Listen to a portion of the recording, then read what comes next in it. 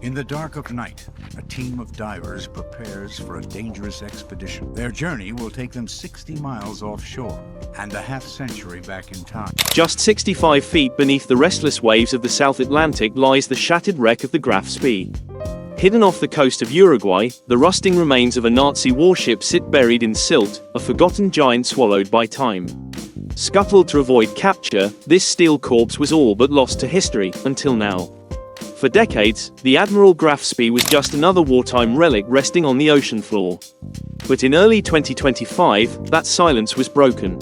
A team of modern divers descended into the deep, chasing a mystery that had long faded from public memory. What they found shocked even the most seasoned experts. Deep within the sealed hull of this once deadly pocket battleship, a vault waited, untouched for more than 80 years. What was inside? That's where the line between history and legend begins to blur. Beneath the dark waters of the South Atlantic, a steel predator once prowled. Sleek, menacing, and built to break the rules, the Admiral Graf Spee was no ordinary warship. It wasn't the largest ship in the Nazi fleet, but it was something far more dangerous, unexpected. This so-called pocket battleship of the Kriegsmarine was designed to outsmart treaties and outfight expectations. Launched in 1934 and commissioned a year later, the Graf Spee was both a political statement and a military marvel. Though officially listed at just over 10,000 tons to comply with the Treaty of Versailles, her true displacement was closer to 16,000. Armed with 6 massive 11-inch guns, far more firepower than any ship her size, and propelled by diesel engines that could push her to nearly 29 knots, she was a paradox. She could outrun anything that could outgun her, and outgun anything that could catch her. When war erupted in Europe in 1939, the Graf Spee was dispatched under strict orders: hunt Allied shipping in the South Atlantic. Her job was simple: cripple the enemy's supply chain, one vulnerable merchant ship at a time. And she did it with ruthless precision. He waged war by the book, ensuring captured crews were treated humanely and sent to safety aboard supply ships or delivered to neutral ports. But even the most efficient predator draws attention. In December 1939, her luck ran out. 3 British cruisers, the heavy HMS Exeter and the lighter HMS Ajax and HMS Achilles, closed in off the coast of Uruguay. What followed was a confrontation that would echo through history. The Battle of the River Plate, the first major naval clash of the war, had begun. The British, outgunned and out-armored, relied on tactics, coordination, and sheer determination. It was a gamble, and it paid off, but at a high price. The Admiral Graf Spee managed to damage all 3 British cruisers, crippling HMS Exeter and leaving Ajax and Achilles heavily scarred. But the victory came at a steep cost. The German ship had absorbed multiple hits. None were fatal, but the damage was serious enough that escape was no longer an option. Captain Hans Langsdorff steered his wounded vessel into Montevideo harbor. According to international law, Uruguay, still officially neutral, could allow the Graf Spee only 72 hours to remain. Behind the scenes, British diplomats worked with quiet urgency. Through political pressure and deliberate misinformation, they painted a terrifying picture: a massive British fleet, waiting just beyond the horizon. There was no such fleet. It was a masterstroke of psychological warfare. And it worked. Believing his ship and crew were facing certain destruction, and unwilling to sacrifice lives in a hopeless fight, Hans made a final, agonizing decision. On December 17, 1939, just beyond Montevideo's shore, the Admiral Graf Spee was scuttled by her own hands. Thousands gathered to watch as the sea erupted, flames, smoke, and thunderous detonations as explosive charges ripped through her hull. She would never sail, or fight, again. Langsdorff, ever the officer, took full responsibility for his choice. In a letter penned days after the scuttling, he defended his decision as one made in the best interest of his men and his nation. Then, in a quiet hotel room in Buenos Aires, wrapped in the German naval flag, he ended his own life with a single shot from his pistol. The ship may have sunk, but it didn't vanish. For years, the Graf Spee's remains haunted the River Plate, its twisted skeleton rising above the surface during low tide like the bones of some great, drowned beast. Tourists and curious locals would circle it by boat, gazing at the rusted ruin that once threatened Allied shipping across entire oceans. But the river slowly reclaimed her. Silt and mud crept over the hull like a burial shroud.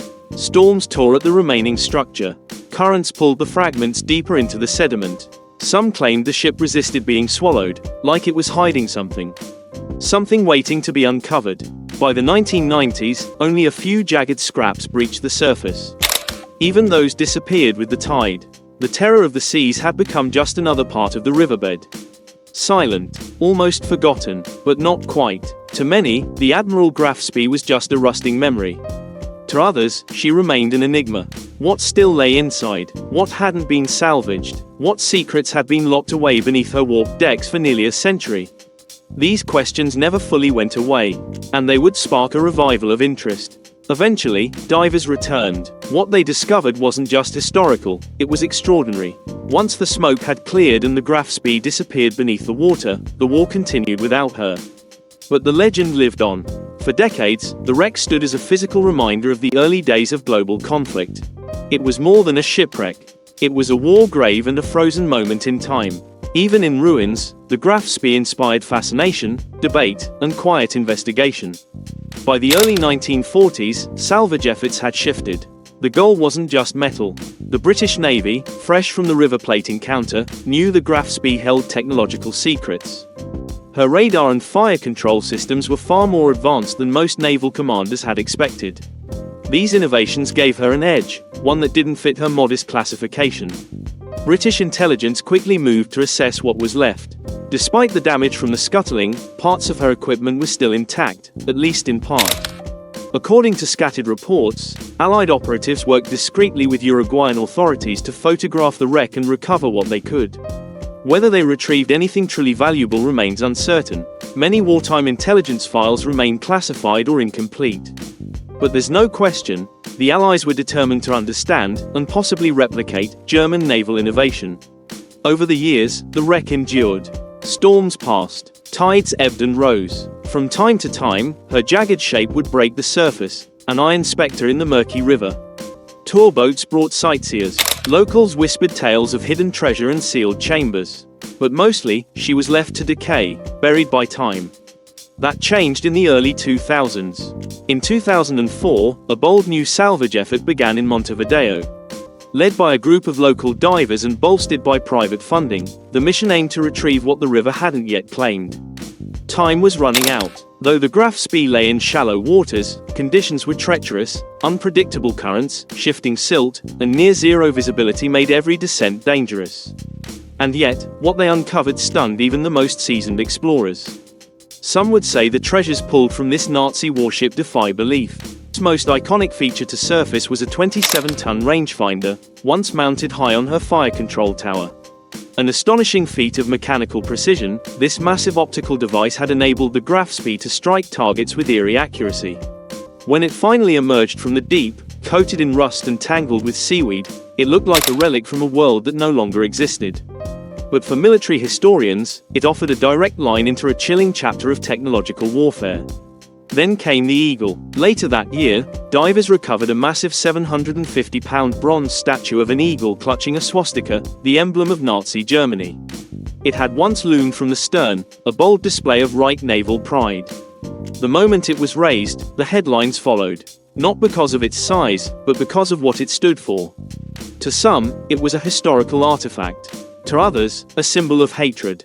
Uruguay found itself caught in a global debate. What should become of the eagle? Should it be destroyed, preserved, sold? One proposal, both poetic and controversial, suggested melting it down and recasting it into a dove, transforming a symbol of war into one of peace. Artists and peace activists embraced the vision.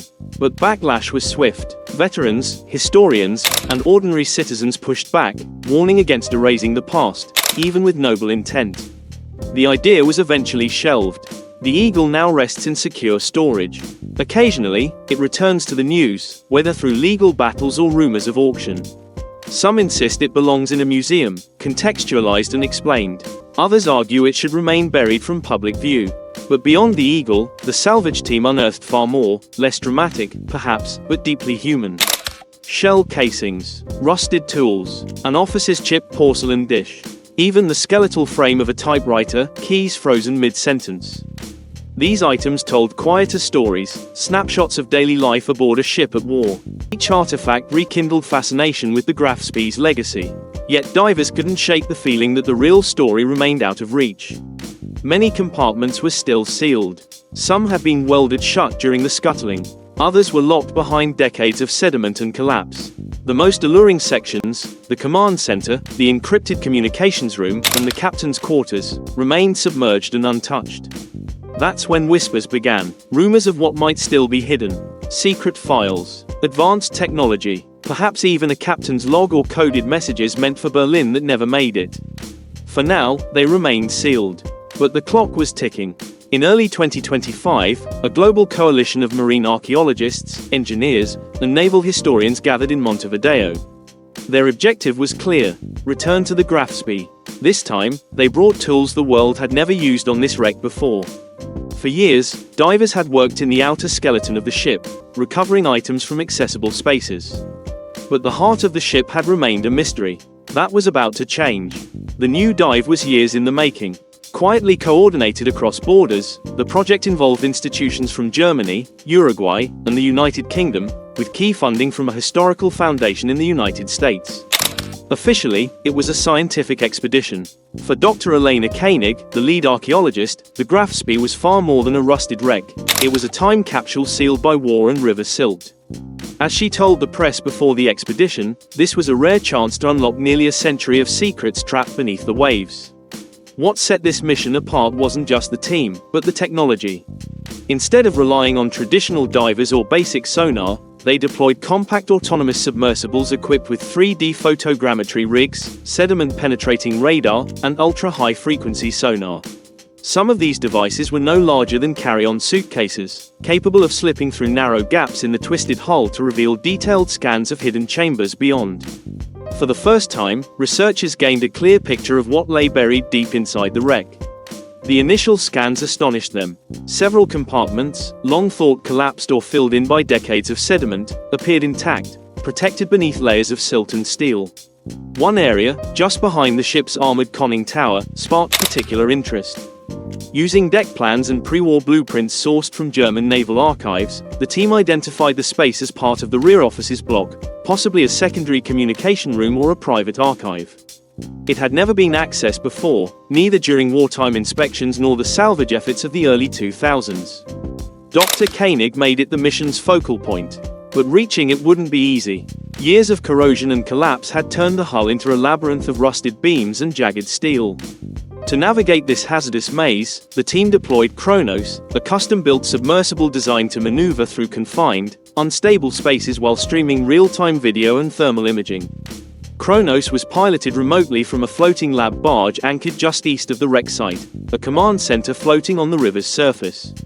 On the morning of March 11, 2025, Kronos descended into the murky depths of the river plate.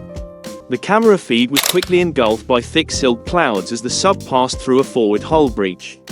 Moving carefully to avoid debris and sharp metal, it pressed deeper into the vessel. Finally, Kronos reached the suspected compartment and stopped outside a corroded bulkhead, a twisted steel hatch held only by two rusted bolts. With delicate precision, the sub's mechanical arm worked to loosen the bolts. A hiss followed, a release of trapped pressure, and the hatch gave way. Inside was darker than anticipated, but the sonar painted a clear picture: a sealed chamber, mostly intact, with sediment partially covering the floor. Thick grey film coated every surface, a silent testament to preservation in oxygen-starved stillness. Shelves lined the walls, some collapsed, others holding forgotten remnants. Against one side stood a desk, its legs corroded but the surface surprisingly undisturbed. Then, on the mission control monitors, an image appeared that electrified the entire team: a large locked metal case, wedged behind a storage cabinet and half buried in silt. Its surface bore a faded black eagle emblem, nearly invisible beneath layers of grime, and a faint serial code stenciled in white paint. The room went silent. No one had expected to find a sealed container, let alone one seemingly hidden with intent. The metal box couldn't be opened underwater. The risk of corrosion exposure was too great to open the box underwater. But just knowing it was there transformed the entire mission. Elena and her team didn't rush to conclusions. They carefully marked its coordinates, sealed the compartment behind a temporary conservation barrier, and began planning a second dive, this time equipped with vacuum sediment extractors and specialized containment gear. Speculation exploded almost immediately. Though the team kept silent to the public for weeks, insider reports leaked through naval history forums and professional archaeology networks. Whispers suggested the box might hold confidential wartime materials. Some believed it contained nothing more than spare equipment. Others floated wilder theories: encrypted communication logs, personal diaries, even Kriegsmarine intelligence never sent back to Berlin. What made this discovery electrifying was the fact that, for the first time since 1939, real evidence showed parts of the Graf Spee had remained untouched, perfectly preserved, and potentially full of information the world had never seen. No longer just a sunken relic, the Admiral Graf Spee had become a living archive. And they were only getting started. When the sealed compartment was finally opened and its contents brought to the surface, the find stunned even the most seasoned historians. Located in the aft section of the ship, the chamber had survived due to its reinforced construction. Naval engineers in the 1930s often built secondary communication rooms or document archives with extra bracing and water-resistant bulkheads, especially on Kriegsmarine capital ships. This compartment was designed to withstand battle damage and rapid flooding, reflecting the ship's role as a lone raider deep in enemy waters. Inside the vault, the most significant discovery was a set of 3 weather-sealed storage trunks. Their hinges were fused but intact. One by one, the trunks were carefully opened inside a clean room in Montevideo. They contained a mix of materials never before seen together in a wartime recovery: paper documents, coded transmissions, personal notebooks, and encrypted communication hardware. The paper documents were remarkably well preserved, wrapped in oiled cloth, sealed with wax, and stored in metal sleeves. Many bore stamps from Germany's Naval War Command and high-level clearance codes, indicating they were never meant for open eyes. The logs detailed encounters with Allied ships, radio intercepts, and evasive strategies. One report revealed plans to avoid British carriers, showing Graf Spee had broader intelligence than thought. Also found was a tactic where the ship followed neutral cargo vessels to mask its radar, a rarely noted strategy. 2 customized Enigma-like encryption machines, designed for fleet-to-submarine communication, were uncovered with original cipher sheets, offering rare insight into Kriegsmarine codes. Personal logs, possibly from a senior officer or Captain Langsdorff, revealed not just technical notes but reflections on morale, stress, and doubts about the mission's sustainability. They showed the crew's isolation and disagreements with Berlin's orders, highlighting the clash between loyalty and strategy. These findings challenge long-held beliefs that Graf Spee operated with little contact from Berlin. Instead, the documents show ongoing coordination and hint at a wider, still mysterious network of naval operations. Now under preservation and translation, these materials are sparking international conferences, academic research, and plans for a traveling exhibit. As one project member said, "We haven't just opened a vault in a ship. We've opened a vault in history." And the story of the Admiral Graf Spee is far from over.